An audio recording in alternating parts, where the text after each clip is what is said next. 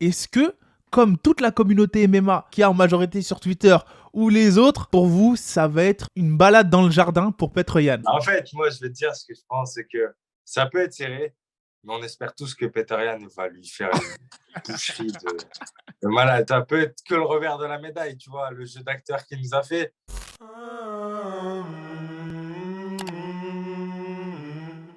Toi, t'es en quel KT déjà, Azel? Rappelle-moi, s'il te plaît. Moi, pareil. Pareil. Les deux derniers combats, je fais le feignant. Je fais des catch weight à 68. Comme ça, je fais pas trop. Je suis tranquille. Ok, j'ai capté. Bah, du coup, là, on va parler de la catégorie feather, vu qu'on va s'intéresser à l'UFC 273 qui aura lieu à Jacksonville ce week-end. On va commencer direct. D'habitude, ce qu'on fait, c'est qu'on commence par les combats du bas. Mais là, j'ai envie qu'on commence direct par le main event et on va descendre parce que ça devient de plus en plus intéressant à l'envers. En termes de hype, tu vois. Donc là, on va commencer d'une catégorie que vous connaissez déjà. Donc, c'est les feeders Korean Zombie contre Volkanovski. Les mecs, vous là, je vais vous dire, attends. Je vais regarder là les odds tout de suite parce que j'ai les odds sous la main. Là, on a un Volkanovski qui est favori à moins 760 et un Chan Sung-jung qui est, bah, du coup, pas favori à plus 525. Est-ce que pour vous, ça, c'est justifié qu'il y ait un tel écart dans les odds et que pour certains, c'est déjà perdu d'avance pour The Korean Zombie, d'avance? Ouais, pour moi, c'est logique. Moi, vraiment, je pense que Volka, il va gagner, mais j'aimerais bien que Korean Zombie. En fait, pour moi, c'est Volka qui va gagner, Volkanovski qui va gagner, mais j'aimerais bien que Korean Zombie, il ait un coup de magie voilà, qui le fasse gagner et comme ça nettoie la catégorie. Et moi, j'adore Holloway et tout ça, tu vois. Et comme ça, après, Holloway redevient champion. Et toi, Nassim, est-ce que tu as un avis? Est-ce que tu penses que c'est si unilatéral que ça? Est-ce que, parce qu'on sait que Korean Zombie, c'est quelqu'un qui a l'habitude d'être dans les guerres quand même. Hein. Enfin, hier, ce qu'il a proposé, ouais, il a l'habitude des Deep Waters, comme certains disent. Donc, est-ce que Ouais, tu penses que ça exact. va être En fait, je facile? pense que si on se remémore ce que Korean Zombie et Ortega ont fait, on se dit, c'est un guerrier, tu vois. Mais derrière, je vais pas te mentir, je vois Volkanovski gagner parce que il aura l'ascendant physique. C'est un mec qui est dur. Korean Zombie, pareil, il est dur. Mais comment dire? Je pense que ça va aller à la décision, comme il fait d'habitude. Hein. Et puis, il va aller chercher la victoire à la décision. J'aimerais que ça change, comme Azel. Parce que pour moi, les fights qu'il fait face à Holloway, il y en a un des deux qui me semble un peu. Qui perd. Borderline, hein. Borderline. Hein. Voilà, je t'aurais mis Holloway, tu vois. Et en plus, Ouais. moi, j'aime voir Holloway boxer, tu vois. C'est un mec c'est un entertainer, tu vois. Il te met de la folie dans ses fights. Je sais pas si tu te souviens contre Calvin Kattar. C'est un fight de folie qu'il nous a fait. Le gars, il parle à Dana White. Il sort que c'est le meilleur boxeur de la KT à l'UFC. Donc, ça va être Volka qui va gagner, à mon sens. Et après, je ne suis pas contre une petite surprise, tu vois.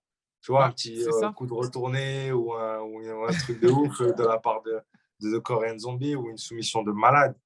Mais ça va être compliqué, il est vraiment dur ce Volkan. Du coup, vous êtes plus, vous deux, c'est plus Volkanovski à la décision, c'est ça? Ouais, pour moi, plus à la décision, Volkan. Ou il n'y a pas de finish, pas de finish. Pas de finish, non. Il va être dur à finir, je pense. Bon, après, tu sais jamais ce qui peut arriver, mais il est dur à finir, Volka et Korean Zombie aussi. Hein. Ouais, c'est vrai que les deux, c'est des durs à cuire, ça, on va pas se mentir. Moi aussi, je vais être d'accord avec vous, je vais dire ma petite analyse. Je pense que de manière intrinsèque, il est beaucoup plus complet, malheureusement. Volkanovski, il est plus complet, il est plus technique et il est plus endurant. Donc c'est vrai que c'est une galère. C'est quelqu'un qui a su beaucoup cut énormément et maintenant il est parfaitement habitué à cette KT. C'est un bordel, on va dire, ouais, pour cette catégorie-là. Et c'est vrai que moi, j'ai envie de voir. Moi, je trouve que ce qu'il a fait Holloway, prendre le combat face à Yair alors qu'il n'était pas obligé et faire une guerre comme ça. Et ensuite, je pense qu'il a vraiment mérité un autre combat avec Volka et j'ai vraiment envie de voir ce combat-là. C'est-à-dire que moi, j'ai envie de voir Holloway pour la ceinture. Je suis un peu un ancien, tu vois.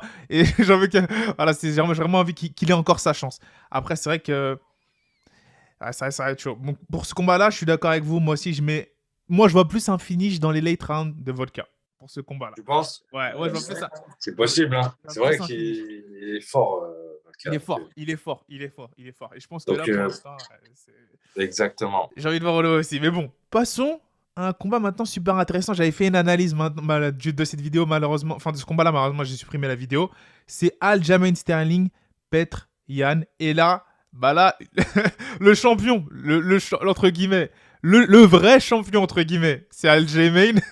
C'est qui disent parce que c'est celui qui a la ceinture non intérim. Et le champion intérim, c'est Yan. Mais c'est le champion intérim qui est favori. À moins 490. Et c'est un peu plus équilibré, mais quand même. Et plus 360 underdog Aljamain. Là, j'aimerais avoir votre avis là-dessus, les gars. Est-ce que, comme toute la communauté MMA qui a en majorité sur Twitter ou les autres, pour vous, ça va être une balade dans le jardin pour Petr Yan? Est-ce que vous pensez que Petr Yan va rouler sur Aljamain Sterling, sachant que lorsqu'on revoit le premier combat, le premier round est plus serré que ce que les gens peuvent le croire. Mais après, c'est vrai que c'était la fiesta. Est-ce que vous... Restez la Vas-y, je te fiesta. laisse parler en premier. En fait, moi, je vais te dire ce que je pense, c'est que ça peut être serré, mais on espère tous que Petr Yan va lui faire une boucherie de malade. Tu sais, genre, ça peut être que le revers de la médaille, tu vois, le jeu d'acteur qu'il nous a fait. Donc, en fait, on espère tous que Petr Yan va l'ouvrir en deux, juste pour ça. Sinon, si on est clair et qu'on est réaliste dans tout ça, Sterling, il est vraiment chaud, tu vois. C'est un fighter de folie. Mais Petr Yan, je le vois au-dessus. Je sais pas si tu vois ce qu'il nous a fait, Petr Yan contre... Corey? J'arrive jamais à dire son nom. Tout le monde. Non, Sandhagen? Ouais, Corey Sandhagen. voilà. Ouais. Je sais pas si tu vois ce fight. Pour moi, ce fight, c'est une référence. Pour moi, c'était un fight super dangereux pour Petr Yan, avec un striker de folie devant. Et il nous a fait une masterclass, mais de fou. Donc, pour moi, vraiment, il est dur sur tous les domaines. Petr Yan, ça va être dur d'aller le chercher. C'est-à-dire que pour vous, c'est quoi la meilleure chance pour que un Sterling il puisse gagner? Ce serait quoi sa meilleure chance? Il se prenne un genou illégal. Non, ouais, pour moi, c'est ça. Genre, Petr Yan, quand on regarde tous ses combats, même il a besoin de c'est jamais lui le plus fort dans le round 1 et dans le round 2. Ouais. Que ça a été serré la première fois, pour moi, ça ne m'étonne pas.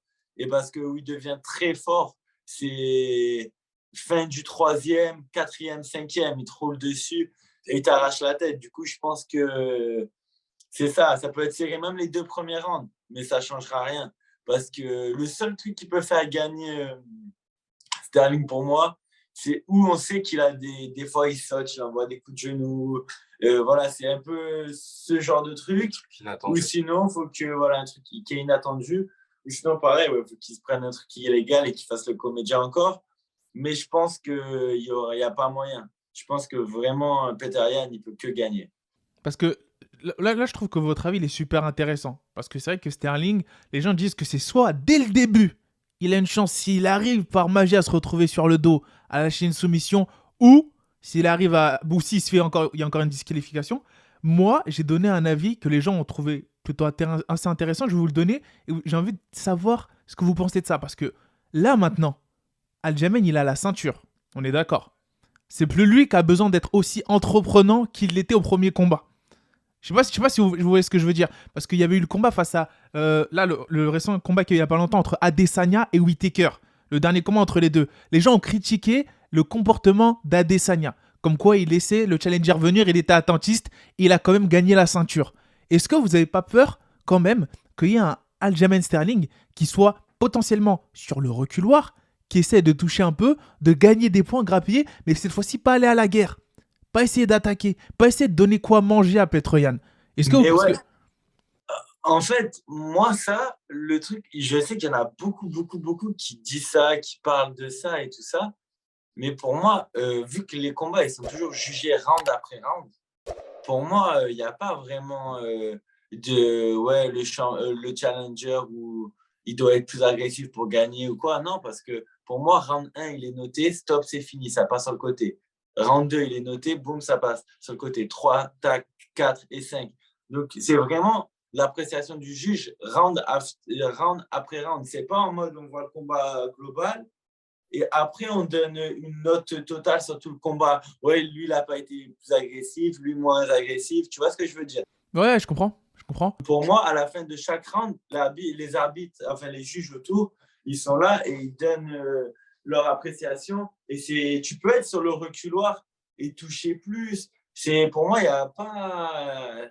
Même s'il se met sur le reculoir, justement, je pense qu'il va se faire cadrer et se fatiguer à vouloir tourner comme beaucoup ont essayé de faire face à Petroyan. Ils n'y arrivent que pendant 2 rounds. Après, ça se fatigue et ça se fait cueillir au fur et à mesure, à l'usure. Sachant que cette stratégie-là que je viens d'évoquer, que tu viens d'annoncer, entre guillemets, le fait que le champion il est moins agressif mais il gagne quand même et autres, ça c'est quelque chose qui a potentiellement tombé à l'eau parce qu'il y a beaucoup de gens qui parlent de scoring ouvert, c'est-à-dire de scoring où on voit le scoring en temps réel maintenant en MMA. Et c'est, on va dire, une Ça peut être pas discussion mal. qui entre de plus en plus à l'UFC. Est-ce que vous, c'est quelque chose, comme chez les amateurs en boxe anglaise ou en taekwondo, est-ce que vous, quand tu scores un takedown, quand tu sors un... Est-ce que ça, c'est quelque chose qui, pour vous, peut vous intéresser à l'UFC ou en MMA ou dans les grandes organisations, où ça peut être intéressant? En fait, de scorer un takedown ou mettre des grosses droites ou quoi, ça pourra jamais être scoré genre comme en karaté ou comme en taekwondo ou quoi, parce que ça se score pas vraiment comme ça. Là, en MMA, on juge par rapport, il y a le round complet et on donne 10 à celui qui gagne le round et 9 à celui qui perd. Dans tous les cas, sauf s'il y a par exemple un knockdown ou une domination complète du round, on donne 8 au perdant. Donc, Et ça, et ce scoring-là, le fait qu'il apparaisse sur grand écran après chaque round. ça serait bien. Ça, ce serait bien que ça apparaisse sur grand écran. Voilà. Ouais, de ouf. À la fin de chaque round, ça serait génial. Bon, comme ça, tu serais surtout sur les décisions serrées. C'est ça? Moi, j'ai déjà vu des coachs où dire ouais, c'est bon, tu mènes 2 rounds à 0, alors qu'en fin de compte, non, ou tu es des juges qui ne voient pas la même chose. Ça serait lourd de savoir ça. Parce que moi, je te dis la vérité, je reviens à un combat qui avait fait le polémique il y a de ça 1 an entre Charrière et Vucenic. S'il y avait un scoring ouvert après chaque round, tu vois ce qui est affiché, je pense que Morgan aurait probablement pris le combat. Moi, je fais partie de ceux qui pensent ça. Tu vois ce que je veux dire? Ce serait... Bien sûr, il aurait activé la marche avant, il l'aurait tué, je pense. C'est ça, en fait. Il y a de ça. Moi, je suis pour et contre, en fait. Okay. Ce que tu as vu, je me dis, ça peut être pas mal d'afficher ça, mais que les coachs ou quoi n'aient pas accès à ça. Parce que je ne voudrais pas que ça incite un fighter ou non dans l'activité ou l'inactivité dans le fight, tu vois ou pas? Imaginons, tu as un mec qui prend 2 rounds sur 3 et son dernier round, il va passer à courir dans la cage, ça va être vraiment nul, tu vois. Ouais, ça, c'est moi, ça. Moi, je prends pas de risque. Je gagne 2 rounds. Après, boum, boum, je fais tranquille, je prends plus de risques. Non, mais tu vois, dans le sens où si, dans sa tête, il doit aller chercher son dernier round, il va aller chercher. Et donc, dans ce cas-là, moi, je suis mitigé, mais ça peut être une belle avancée pour pour tous les vols qu'il y a pu avoir dans l'histoire du MMA et pour tous les vols qui vont encore avoir lieu dans l'histoire du MMA, tu vois. Et moi, je pense que ça serait encore mieux comme ça.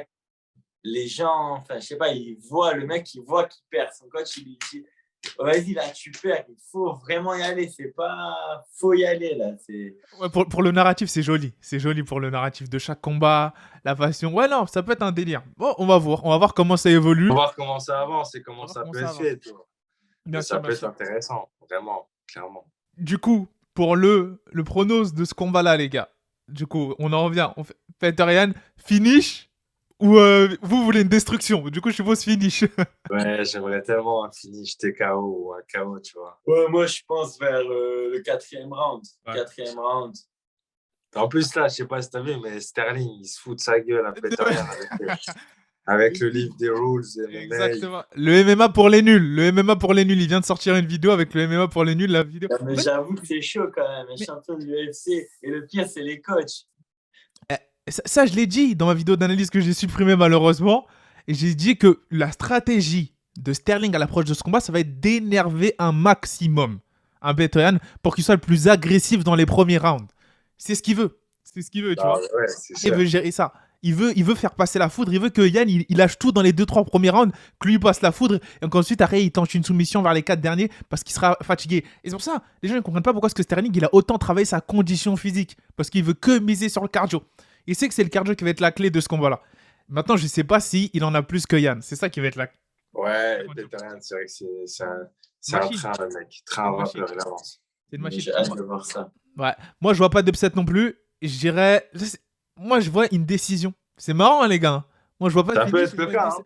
Ouais. Ça peut Moi, je être vois le une cas parce décision. que Sterling, il sait gérer ses fights aussi, hein. C'est Mhm. juste que nous, on aimerait bien voir, tu vois, le revers de la médaille Bien et sûr. surtout le cirque qu'il y a eu. Mais bon, en soi, ça peut vraiment être une décision et même une décision serrée, hein. C'est ça. C'est Bien ça. sûr. Non, bah, ok. Bah, ça, c'était pour le combat, le main event. Et enfin, bah là, c'est quand même un combat pour moi principal, hein, de cette carte. C'est pour moi le main event du peuple. Gilbert Durinho Burns contre Khamzat Borz Chimaev. Donc, les gars, là, par contre, là aussi, la hype, elle est énorme. Moins 525 favoris, Khamzat. Plus 385 underdog, Gilbert Burns. Est-ce que vous aussi, vous voyez et vous montez dans le train Borz et vous voyez Khamzat rouler sur un Gilbert Burns? J'y vais en premier, j'y vais en premier. Vas-y, en premier. Moi, franchement, je kiffe Shimaev juste pour ce qu'il dégage. À ce que c'est un ouf et je kiffe ça. J'aime pas les gens calmes, hyper, qui disent rien et tout. Moi, j'adore comment il est Shimaev, sûr de lui. Il veut vraiment se péter tout le temps. Et ça, je kiffe. Et après, moi, par contre, je vois les odds, je suis pas trop d'accord avec ça parce que Burns, en face, il est champion du monde de IBJJF, je crois.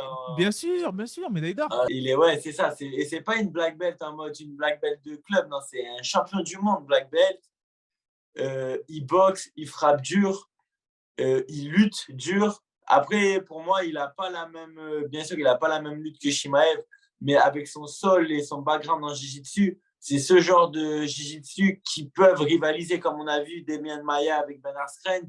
C'est des grosses oppositions de style, mais on n'est pas en mode de jiu-jitsu brésilien de base où je me mets sur le dos, j'essaie de faire un truc. Non, non, là, on est dans les meilleurs mondiaux. C'est un mec qui a battu les meilleurs grappleurs en grappling dans leur discipline, alors que c'est un combattant de MMA. Donc là, pour moi, c'est vraiment un combat que je trouve super intéressant. Et c'est le genre de combat grappleur contre grappleur qui, moi, je me dis, mais pourquoi pas, ils vont peut-être se faire une guerre en striking. Qui sait? Ouais. Ça, c'est exact. Il y en a beaucoup qui ont remarqué que là, Khamzat, il travaille beaucoup plus son striking. Il sait que ça va être déterminant dans ce combat-là. Il sait que ça va être déterminant. Il est pas fou, Khamzat. Il est très intelligent, ce mec. Du coup, moi, ça ne m'étonnerait pas. En plus, il va être plus grand. Il va avoir une plus grande allonge et tout ça. S'il reste discipliné avec son bras avant, hop, boum, boum, discipliné avec son bras avant, et dès que le bras avant est touche, boum, il envoie son bras arrière et reste à distance. Moi, je suis sûr qu'il y a moyen qu'il le knock. domine ou qu'il le KO comme ça, comme on a vu Ousmane contre Burns. C'est deux grappleurs de très, très haut niveau. Mais ça a fait un combat de striking. Hein. C'est ça s'est joué sur la boxe. Toi, t'en penses quoi, Nassim? Est-ce que tu penses que ça va jouer vraiment sur le striking aussi? Ouais, je pense que ça peut jouer sur le striking. Je pense que Shimaev n'aurait même pas peur d'aller lutter avec Burns, mais ça servirait vraiment à rien d'aller au sol avec Burns. Il est super dangereux. Et je pense que la manière la plus safe de gagner Burns, c'est d'aller le striker de loin et de pouvoir le knock. Moi, je pense que Shimaev... Avant, j'étais un peu sceptique à l'idée de me dire que Shimaev bat Burns, mais de tout ce que j'entends des fighters qui s'entraînent avec aux USA en ce moment, que c'est un mec qui a un cardio infini, qui cogne comme un fou, je me dis que ouais, Burns a potentiellement ce qu'il faut. Shimaev a potentiellement ce qu'il faut pour aller knock Burns et pour aller passer l'étape, encore une fois, tu vois. Donc, il fait partie de ces fighters qui sont sur un autre niveau, même mentalement. Voilà, exactement. Mentalement, il se voit nulle part autre part que champion. Donc, ça joue énormément. Et il y a un truc qui joue aussi, tu vois. Il n'y a pas de doute. C'est que Burns, il est sur le... Il a fait sa montée, ses victoires. Mais avant de prendre Shimaev, Burns, il a pris qui? Il a pris Kamaru, il s'est fait knock. Ça, c'est resté profondément ancré en lui, tu vois. Il y a ce petit truc en plus qui sera dans sa tête de se dire qu'il s'est fait tabasser par Ousmane, même si ils ont pu discuter après, mais qui peut se dire qu'en gros, il y a le potentiel pour aller lui toucher le menton et pour aller lui faire mal, tu vois. Mais Burns, c'est un bonhomme parce que Burns, il n'a pas besoin de Shimaev. Hein. Ouais. pour rester. Parce qu'il est combien, Shimaev, dans les. Comment il s'appelle? Il est combien, Burns, dans les rankings? Je te dis ça tout de suite. Parce que Il voilà, est, il est Burns, deuxième. Il est deuxième. C'est le deuxième, clairement. Shimaev, deuxième, c'est ça fait 11e. le 11e, Ouais. mais jamais de la vie. Là, tu prends tous les combattants, tout le top 5 allez, on va dire tout le top 3 de chaque catégorie de l'UFC. En plus, genre jamais de la vie, il t'apprend un 11e. C'est Il incroyable. laisse ça au top 10. C'est Jamais incroyable. de la vie, c'est un risque de ouf. Mais c'est là où moi, je respecte Burns de ouf. Parce que déjà, tu prends un mec qui est top 15, du coup, donc 11e. Mais et non seulement tu prends pas n'importe qui, tu prends vraiment le mec qui est Khamzat, quoi. Tu vois, tu prends pas le 11e en mode bon, ça va être le mec, il est pas trop connu, il vient d'arriver, il a juste battu une tête. Non, non, là, c'est un mec, il a levé tous les mecs qu'il a boxé, il a joué avec, quoi. Du coup, c'est. Mais c'est intéressant ce que tu dis là, Azal, parce que c'est une dinguerie. Ce que tu as dit. Dans tous les classements, ce serait jamais arrivé. C'est comme si en poids moyen, tu avais un Whittaker, il prend un Nassour pour l'accueillir dans le top 10, genre. Exactement. Ouais, c'est ça, exactement. C'est impossible. Le seul qui a fait ça, c'est Connor qui est passé, je crois, de Denis Siver à la ceinture directe, non? Et c'était quoi? Denis Siver à Chad. À Chad Mendes. Mendes, ouais, par ceinture directe, c'est vrai. En fait, le pouvoir de la hype, ça l'a vraiment propulsé. C'est Et ça. le truc. Et après, Connor, il a assumé, lui. Voilà, c'est les premiers combats. Il a mis KO, et voilà. Et Nassim, tu as dit quelque chose qui m'a vraiment fait tilter. C'est vrai, c'est que moi, à la base, j'avais du mal à rentrer dans le hype train, Borz, Shimaev. Mais c'est vraiment les témoignages de ses partenaires d'entraînement. Et en plus, tu vois, c'est pas n'importe quel partenaire, tu vois. Tu as des Darren Till qui sortent ça, tu as des Bisping qui disent ouais, j'ai entendu. Tu vois, c'est des mecs qui ont du poids dans le MMA.